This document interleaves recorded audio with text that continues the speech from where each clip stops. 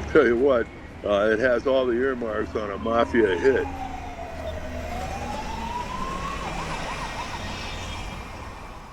The investigation into Billy Merriweather's death began along Bull Creek in Allegheny County in 1981. Steve Szarewicz has always claimed he had nothing to do with this murder. And in 1983, a jury convicted him and sentenced him to life. There was no DNA, no physical evidence, no confession. I mean, this thing was like a nightmare. It's like a nightmare. You're living a nightmare for something you didn't do.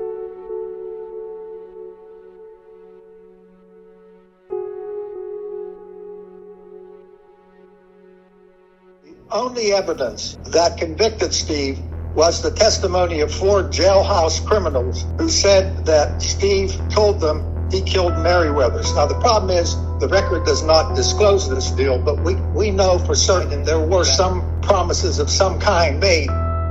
Prison informants play a pretty significant role. About 15% of exonerations involve false information from informants. It was very clear that the people who the government was using to testify and then eventually convict Steve Szarewicz were all liars. They were all the most unbelievable collection of miscreants that I've ever come across. It is really not believable in Steve's case to think that 4 jailhouse criminals woke up one day and said, you know what, we heard Steve confess, we are good citizens, we have a civic duty to tell the prosecution. They knew each other, they were talking with each other, they talked with the police, they talked with the prosecution, and they worked out a deal that was in their best interest. Wrongful murder convictions don't tend to be accidents. If you see a murder case where the key evidence comes from an informant and is not backed up by any physical evidence, that raises a red flag, because that could mean that they just made it up. And when I realized that they were using the testimony of these guys, it was laughable. Bowen was, he not only lied, but he admitted he lied in several different court proceedings.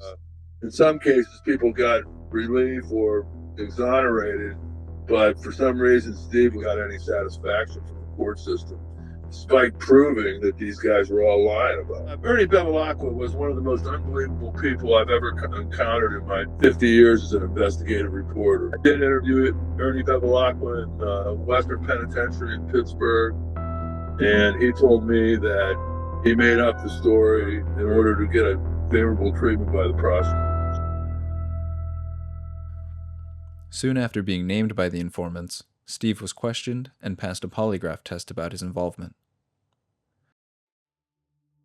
They said, well, you want to take a polygraph? We think you might have had something to do with this. I said, well, I'll take a polygraph if I pass it, and that's the end of this. The prosecution knew that Steve had passed a lie detector test. While being questioned, Steve mentioned his friend, Wayne, who lived in the victim's neighborhood. The police had come to the house and asked me some questions about the Merriweather case. The point they were really pushing at that time was he there at your house on a given day? I mean, this is like several months later, 9 months later. We didn't remember one way or the other.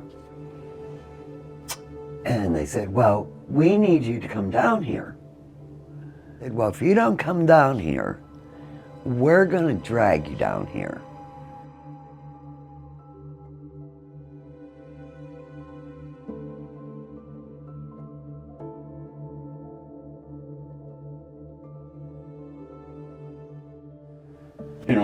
I said, well, why do you want me to come down there so bad? Well, we need you to sign this statement. I said, I never gave you no statement. I ain't signing nothing. Wayne and Steve grew up together in Tarentum. Wayne never grew up in Tarentum. I never lived in Tarentum in my life. When they got that crazy, I knew that that statement that they had, that they said that they needed me to sign, was probably not true. Steve had no clear motive. At trial, the prosecution argued that Steve took a contract from the New Kensington Mafia to commit the murder. No charges were ever brought against the Mafia associate who allegedly hired Steve. He was accused of being the triggerman in a Mafia-style hit. I have firmly believed since day one that they would not hire Steve Szarewicz to do anything. They wouldn't have hired those guys to shine their shoes.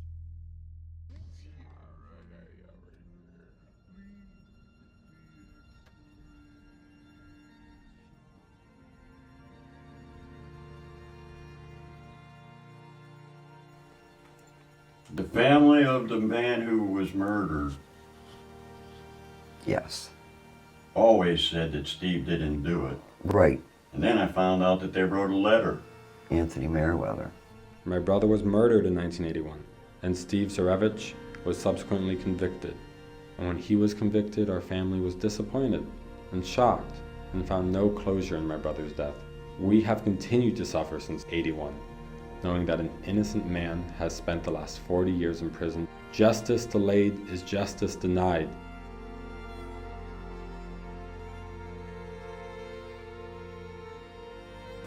His work jacket, vest, fishing vest.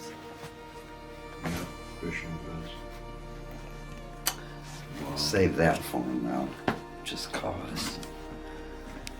Oh, his beanie. I have to save him his beanie. Probably still smells like him. I'm not smelling it to find out. He was always concerned about his family and taking care of them even from there in whatever way he could. I mean, probably the hardest thing to be is that when you separate from your family from so long, you change. People change. And when you got a long period of time, family changes. And people fall off the map when you're so far away, so you lose that as well.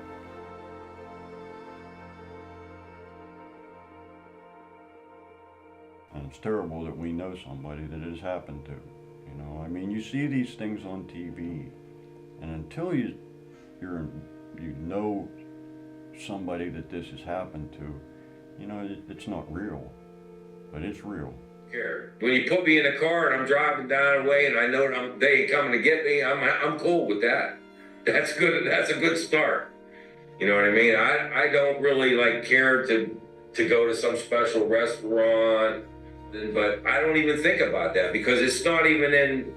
It's not there. You know what I mean? Right now, this is my life, whether I like it or not. And we, the Merriweather family, are begging you to re-examine this case, and we pray that you do so. Anthony Merriweather. I just pray he gets his reward through this, so he can enjoy a little bit of his life yet. It's a lot of years. Yeah, it's been a long time. It's a whole life. He deserves some left.